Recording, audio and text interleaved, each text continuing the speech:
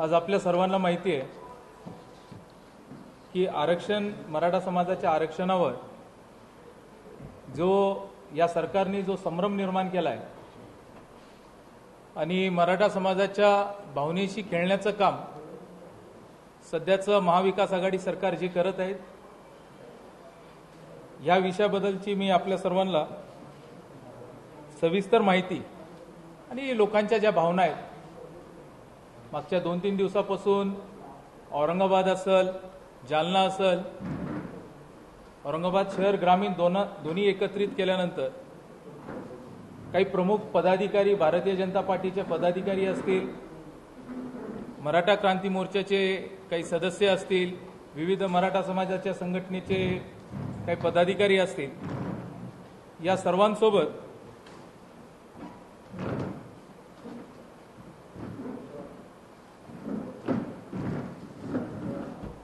सर्वांसोबत चर्चा केल्यानंतर जे सरकारने संभ्रम निर्माण केलाय हा स्पष्ट त्या ठिकाणी दिसतो। सर्वात पहिलं राजकीय शक्तीच्या अभावापोटी आज जे मराठा समाजाचं आरक्षण रद्द झालं हे महाविकास आघाडी सरकारची राजकीय इच्छाशक्तीच ही त्यांच्या ह्या राजकीय इच्छाशक्तीच्या अभावीच हे आरक्षण रद्द झालेलं आहे। आणि ह्या आरक्षण रद्द होत असताना यावर या राज्याचे मुख्यमंत्री माननीय उद्धवजी ठाकरे साहेब यांना ह्या प्रश्नाची जाण, या प्रश्नाच्या मराठा समाजाच्या भावना ह्याबद्दलचं आपण त्यांची पत्रकार परिषद पाहिल्यानंतर आपल्या लक्षात आलं असं हा एवढा संवेदनशील प्रश्न आहे की 2018 मध्ये जवळपास 58 मोर्चे निघाले। या मोर्चातून मराठा समाजाने त्यांची भावना व्यक्त केली आणि महाराष्ट्रातील पत्रकारांनी आरक्षणाच्या विषयाबद्दल ज्यावेळेस त्यांच्याशी पत्रकारांनी बोलण्याचं ठरवलं, आपण सर्वांनी पाहिलं असेल, त्यांनी थेट हात अशोकराव चव्हाण साहेबांकडे केला। ह्याच्या बाबतीत त्यांनी सांगतील जे संवेदनशील प्रश्न असतात, राज्याचे प्रश्न असतात, ते राज्याच्या मुख्यमंत्र्यांनीच आपल्याशी संबोधित करायचे असतात। राज्याची अपेक्षा, राज्याच्या जनतेची अपेक्षा ही त्यांच्याकडनं असते। पण ह्या विषयाबाबतीत त्यांनी ज्यावेळेस बाजूच्या खुर्चीकडे हात केला त्याच वेळेस माननीय उद्धवजी ठाकरे साहेबांची ह्या प्रश्नाकडे बघायचा दृष्टिकोन हा महाराष्ट्राच्या जनतेला आला। या प्रश्नाची जाणच नाही असं माझ्यासारखा कार्यकर्ता सांगत, कारण ह्याच्यावर बोलणं त्यांनी टाळलं।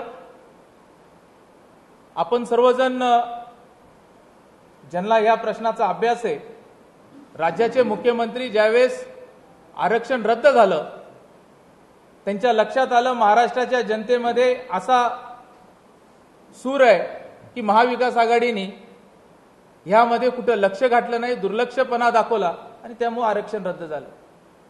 तर लोकांमध्ये संभ्रम निर्माण करण्यासाठी, लोकांची दिशाभूल करण्यासाठी राज्याच्या मुख्यमंत्र्यांनी राज्यपालांची भेट घेतली आणि राज्यपालांची भेट घेऊन एक साधं निवेदन, एक साधं कागद राज्यपालांकडे दिलं आणि सांगितलं की आता आम्ही हात जोडतो, हे राष्ट्रपतींकडे पाठवा आणि केंद्र सरकार ह्याच्यावर आता आरक्षण।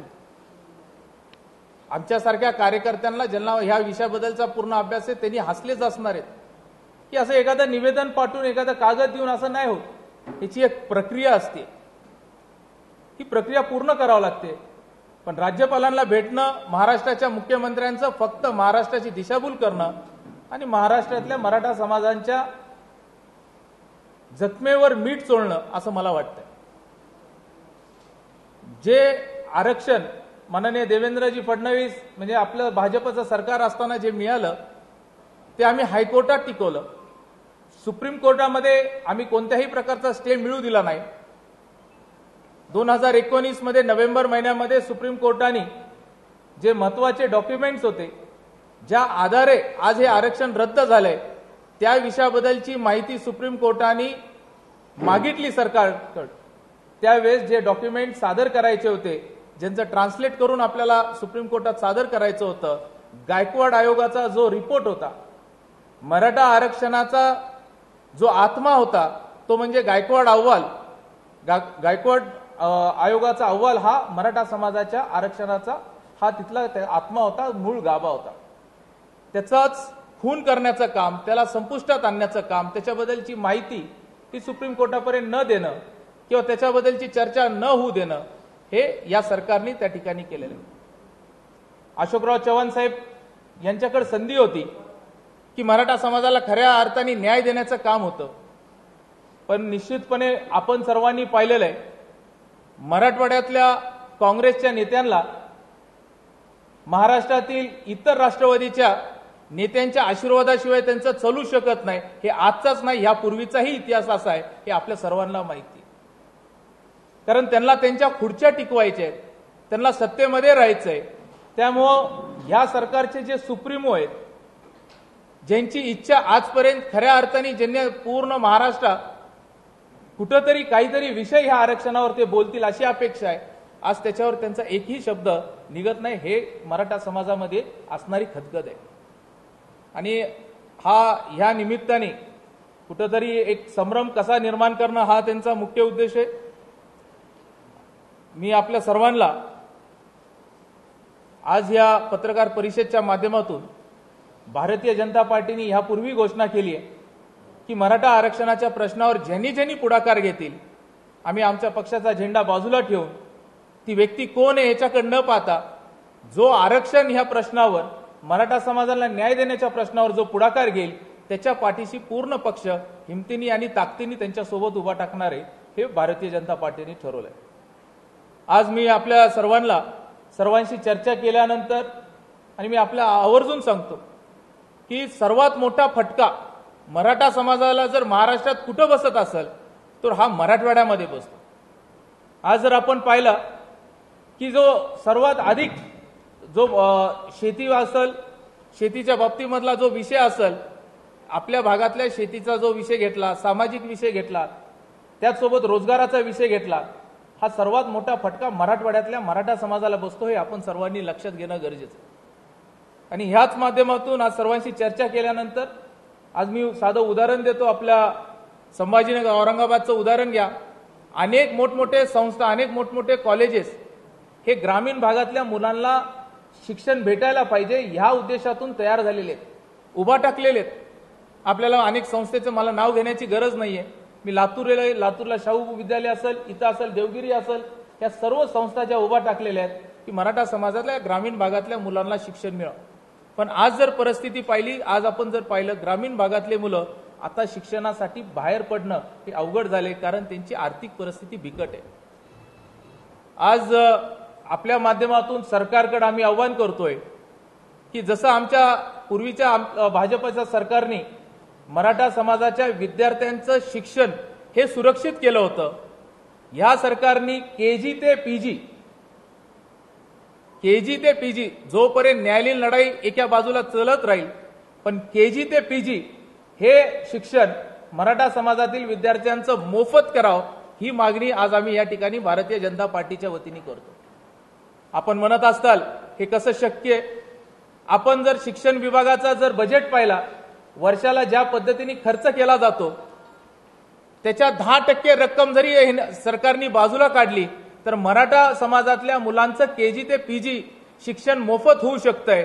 जे शिक्षण विभागातल्या खासगी संस्थेला अनुदान रूपी सरकार देत आहे त्याच्यातले फक्त 10% रक्कम त्यांनी त्या ठिकाणी आरक्षित करावं लागेल, ठेवावं लागेल. एवढा मोठा निर्णय आज सरकारच्या हातात आहे, हे आज त्यांनी तातडीने घेऊ शकतात. ही मागणी भारतीय जनता पार्टीच्या वतीने आम्ही सरकारकडे करतो. म्हणजे सारथी सारखी संस्था, मला आपल्याला सांगायला हरकत नाही, सारथीचा खून करणं, सारथीला मातीत घालणं हे या सरकारने मागच्या काळामध्ये केलेलं आहे. सारथी म्हणजे मराठा समाजाचा एक शिक्षणाबाबतीत एक मदत करणारी, की मुलांना पुढे घेऊन जाणारी एक संस्था होती. अण्णासाहेब पाटील महामंडळाला संपुष्टात आणण्याचं काम या सरकारने केलंय. या दोन महत्वाच्या मागणी, सारथी आणि अण्णासाहेब पाटील महामंडळ यांना या सरकारने मजबूतीकरणासाठी जो काही पैसा लागेल, जो काही निधी लागेल, माननीय देवेंद्र फडणवीस साहेबांनी सांगितलं 3,000 कोटी ह्या विषयाच्या अनुषंगाने एक पॅकेज त्या ठिकाणी द्यावं अशीही मागणी या ठिकाणी केलेली आहे. त्याच मागणीला आम्ही सर्वजण समर्थनात आहे. महत्वाचा विषय, केंद्राकडे बोट दाखवत असताना 102 घटनेच्या दुरुस्तीच्या बाबतीमध्ये हे सरकार सांगत आहे हा केंद्राचा निर्णय. मला आपल्याला आवर्जून सांगायचंय, आपण पूर्वीसारखं नाही, कोर्टाचं वर्डिक्ट आपण वाचलं असताल, त्यामध्ये सॉलिसिटर जनरलला केंद्राची भूमिका काय 102च्या घटनादुरुस्तीच्या बाबतीमध्ये बोलवण्यात आलं होतं. सॉलिसिटर जनरलनी पूर्ण त्यांची माहिती त्या ठिकाणी दिलेली आहे. केंद्राची एक खासदारांची एक समिती असते, त्या समितीमध्ये सर्व पक्षाचे खासदार असतात. त्या समितीने असा अहवाल दिलाय की हा जो 102 घटनादुरुस्तीमध्ये हा आरक्षणाचा जो विषय हा राज्य सरकारचा आहे, या बाबतीतली भूमिका केंद्राने स्पष्ट केलेली आहे. आणि आपल्यालाही माहिती, कोर्टामध्ये या विषयावर 2 जे जजेस असतील त्यांनी त्याच्यावर कन्व्हिन्स होते आणि तिघांचं मत नव्हतं. निश्चित त्याच्यामधल्या रिपिटिशनमध्ये केंद्र सरकार गेलेलं आहे. अधिवेशन चालू झाल्यानंतर जर समजा कोर्टाचा निकाल जर पूर्वी आला तर त्याच्यामध्ये आम्ही रिव्हिजन पिटिशनमध्ये जाऊ, नाहीतर अधिवेशनाच्या काळामध्ये त्याच्यामध्ये निश्चितपणे तो अधिकार खासदारांना असतो. त्या बैठकीमध्ये त्या कायद्यामध्ये जे छोटंसं करेक्शन आहे ते करेक्शन आपल्या पार्लमेंटमध्ये केलं जाईल. मी आपल्याला एवढंच सांगतो की अशा परिस्थितीमध्ये मराठा समाजाच्या भावनेसोबत महाविकास आघाडीने खेळू नये आणि जे काही आज विद्यार्थ्यांचं शिक्षण आहे ह्याला सुरक्षित करावे, हे मी आज आपल्या या 2 दिवसाच्या प्रवासात आणि मागच्या अनेक आरक्षण रद्द झाल्यापासूनची परिस्थितीचं मी आपल्यासमोर माहिती ठेवली. आपला कुणाला काही विचारायचं असेल तर आपण.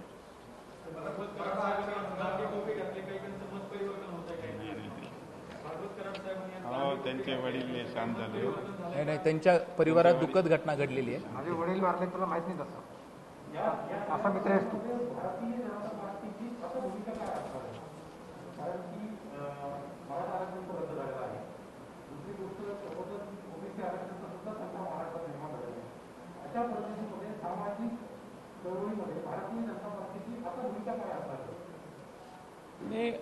यापूर्वीच्याही आरक्षणामध्ये जर पाहिलं आपण, भारतीय जनता पार्टीने कोणत्याही आरक्षणाला धक्का न लावता त्या ठिकाणी आरक्षण दिलेलं होतं.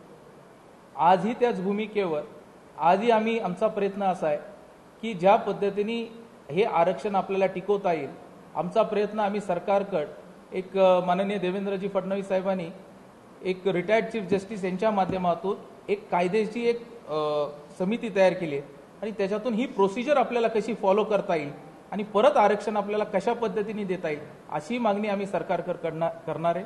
आज आपल्यालाही माहिती आहे, साधं निवेदन देऊ नये, ह्याचा निर्णय आपल्याला विधिमंडळात करावा लागेल, ह्याचा प्रस्ताव आणावा लागेल. आणि आमची ही मागणी असेल, जो गायकवाड मागास आयोग जो स्थापन केलेला आहे ह्याच्यामधले जे काही छोटे मोठे कारण हा आत्मा जर गेला तर मराठा समाजावर फार मोठा अन्याय होईल. परत येणाऱ्या जो अधिवेशन असेल त्या अधिवेशनामध्ये आम्ही ही भूमिका मांडून गायकवाड आयोगामधले जे काही छोटे मोठे चेंजेस असतील त्याला दुरुस्त करून परत ह्याला रिवोक करून पुन्हा आपल्याला तो अहवाल पुढे त्याला जीवित कर. मी अजून एक पुढे जातो.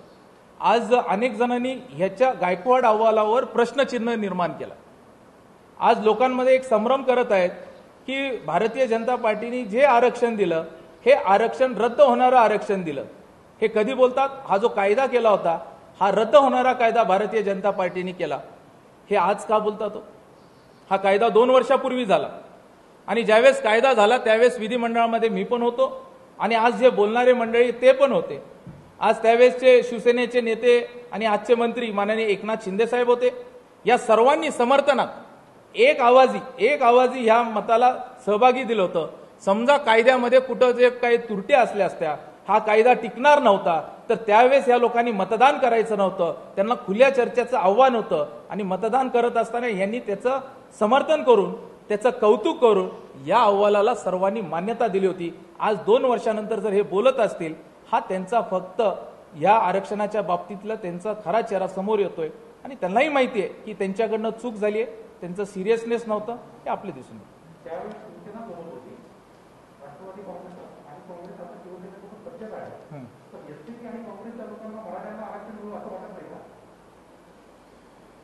हे बघा, आज महाविकास आघाडी म्हणून बोलत असताना या तिन्ही पक्षाचं धोरण 1,00,000% दबाव होते. म्हणजे त्यांना आज त्यांची खुर्ची टिकवायची आहे, त्यांना त्या पदावर राहायचंय. मी म्हणलो ह्या महाविकास आघाडीच्या सुप्रीमोच्या जोपर्यंत मनात येत नाहीत आणि राजकीय इच्छाशक्ती या महाविकास आघाडीच्या सुप्रीमोची तयार होत नाही तोपर्यंत या राज्याचे मुख्यमंत्री काहीच बोलू नये. महाविकास आघाडीचे सुप्रीमो माननीय शरदचंद्रजी पवार साहेब ह्या महाविकास आघाडीचे सुप्रीमो मला असं वाटतं की सर्वांनाच माहिती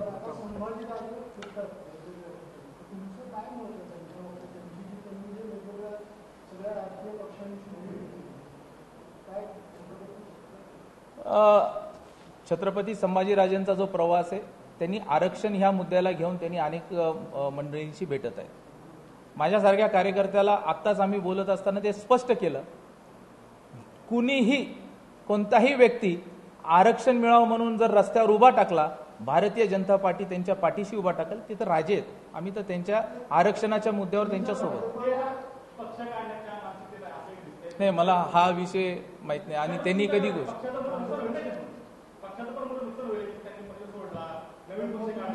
नाही, हे चर्चेतला भाग आहे. अजून हा काय कुठला विषय प्रकाश आंबेडकरांनी त्यांची जी प्रेस झाली ना त्यामध्ये सुद्धा प्रकाश आंबेडकर म्हटले की सध्याच्या राजकारणामध्ये एक श्रेयपण आलेला आहे, तर संभाजीराजांनी नावाविचार करावा असं पण त्यांनी सुद्धा हिंट दिले नव्हे. बघा, संभाजीराजांनी आरक्षणाच्या पलीकडे कोणता विषय घेतला नाही. आरक्षणाच्या मुद्द्यावरच त्यांनी चाललेत. आरक्षणाच्या मुद्द्यावर सर्व मराठा समाजाने त्यांचंही समर्थन केलेत. भारतीय जनता पार्टीनेही त्यांचा सन्मान केलेला आहे आणि भविष्यातही राजांचा सन्मानच राहणार आहे. आणि त्यांनी जे आरक्षणाचे मुद्दे मांडलेले आहेत मुख्यमंत्री मोदयांकडे, या सर्व मुद्द्यांना आमचा पाठिंबा आहे. आम्ही त्यांच्या सोबत आहे आरक्षणाच्या मुद्द्यावर.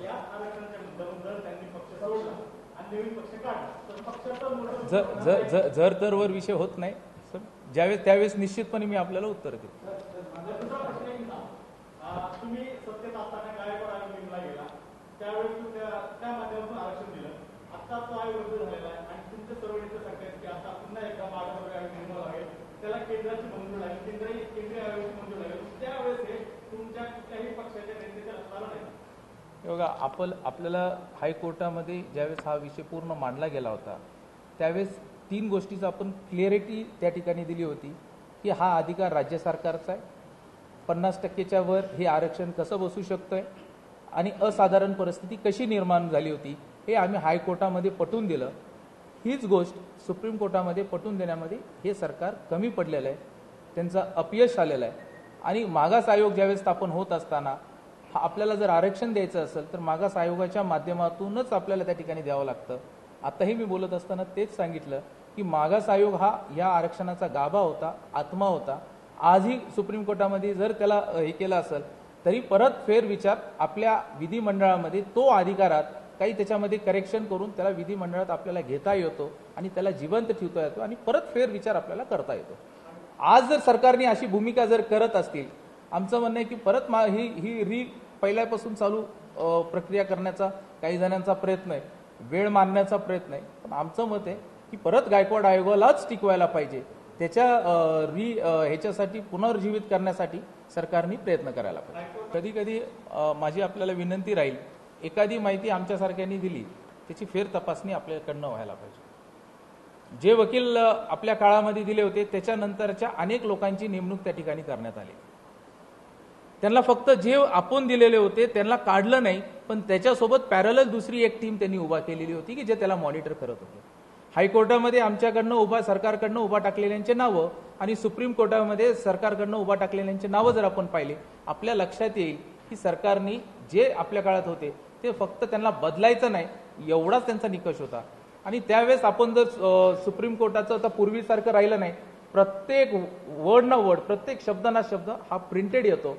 मुकुल रोहतगींनी त्यावेळेस असं कोर्टासमोर कोर्टाने विचारणा केली की आम्हाला डॉक्युमेंट्स आपल्याकडनं ट्रान्सलेट करून पाहिजे, हे ह्याच्याबद्दल मागणी केल्यानंतर मुकुल रोहतगी यांचं त्या ठिकाणी स्टेटमेंट आहे की आम्हाला शासनाकडनं ह्याच्यामध्ये सहकार्य भेटत नाही, हे ऑन रेकॉर्ड आहे. आणि त्याच्यावर सुप्रीम कोर्टाने दिलेलं जे काही जजमेंट असेल, आपण जजमेंट म्हणजे त्यांनी त्यांचं से दिलं असेल की म्हणजे एवढं मोठं सरकार आहे ह्याच्या बाबतीमध्ये एक साधं डॉक्युमेंट्स आणि स्टेशनरी उपलब्ध करत नसेल तर या बाबतीतला खेद त्यांनी व्यक्त केला आणि पुढची तारीख त्यावेळेस पडली होती. म्हणजे जे डॉक्युमेंट्स दाखवायला पाहिजे, जे आपण हायकोर्टात दाखवले ते तिथं देण्यामध्ये हे सरकार कमी पडलेलं आहे. एकच मिनिट, जे ट्रान्सलेट करून डॉक्युमेंट्स द्यायचे होते मराठीतले डॉक्युमेंट्स जे इंग्लिशमध्ये ट्रान्सलेट करून पाहिजे होते ते देण्यामध्ये ह्या सरकारच्या कमी पडलेले आहेत. एक 4000 डॉक्युमेंट्स एक पेजर होतं. तो जो अहवाल होता, अहवालामध्ये सुप्रीम कोर्टाची फाइंडिंग अशी आहे की फक्त मराठा समाजाचंच मत लक्षात घेतलेलं आहे. ह्याच्या विरोधामध्ये असणाऱ्या लोकांचं मत विश्वासात घेतलं नाही.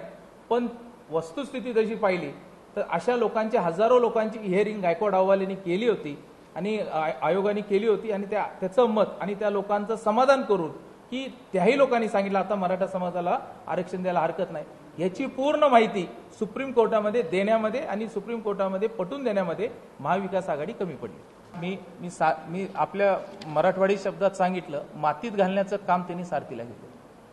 त्यावेळेस ही रचना होत असताना आम्ही त्याच्यात होतो, अण्णासाहेब पाटील महामंडळात होतो. त्याच्या माध्यमातून मुलांना मिळणारं जे आज आम्ही तीच मागणी केलेली आहे की केजी पासून पीजी पर्यंत ग्रॅज्युएशन पर्यंत मराठा समाजाच्या विद्यार्थ्यांचं शिक्षण मोफत करावे. ह्याच्यासाठी लागणारा निधी सरकार जर म्हणत असेल ह्याच्यासाठी निधी किती लागतो, मी आपल्याला आकडेवारी सांगितली. खाजगी शिक्षण संस्थेला जेवढा निधी अनुदानाच्या माध्यमातून देतात त्याच्या फक्त 10% निधी त्यांना लागणार आहे. ह्याच्यापेक्षा जास्त पैसा लागत नाही. हे तर राज्य शासनाच्या हातात आहे.